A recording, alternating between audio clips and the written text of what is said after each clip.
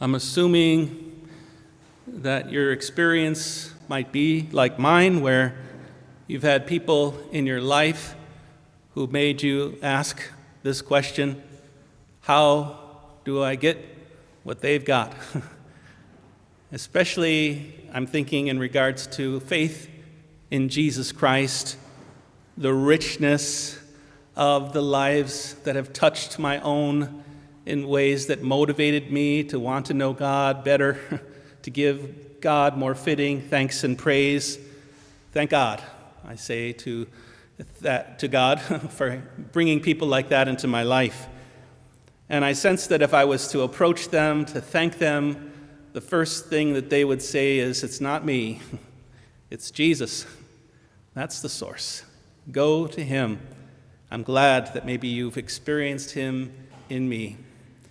And I sense that that might be a bit of the shyness or embarrassment that many of the saints must feel as we lift them up to honor their lives, when all they did was try to spend their lives to reveal Jesus Christ.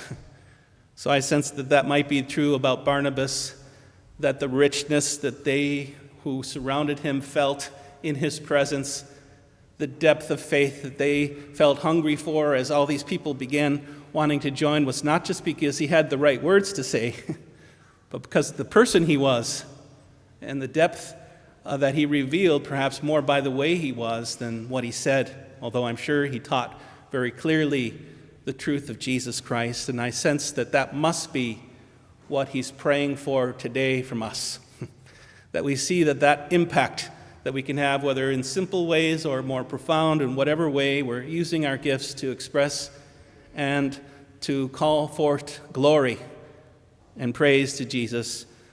These are things that will attract, but also, obviously, as we're wearing red today, recognize that that also caused suffering in the life of Barnabas, that he died as a martyr, says the church.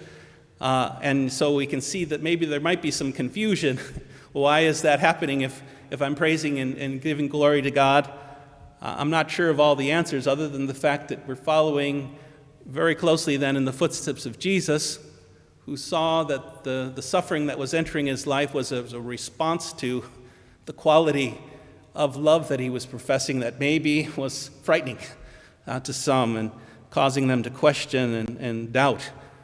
So we have that challenging life ahead of us, both proclaiming and giving glory and praise to God by the way that we live, by the quality of our lives. Like salt, we're called to add to the quality of other things, other people. That could be the focus of our lives, and to continue to be that flavor in the world is the challenge that we have before us, and yet what we're nourished with the very life of Jesus for. So I trust that the saints really are not just interceding for us, but cheering us on to continue to follow their example in revealing more clearly in the face of anything and everything that the goodness and the light of Jesus. He's called us both to be salt and light. May we accept that invitation, welcome it as deeply as we can, and continue to show how and why we praise Jesus Christ, who is saving us, recreating us now, and offering us to share in his mission.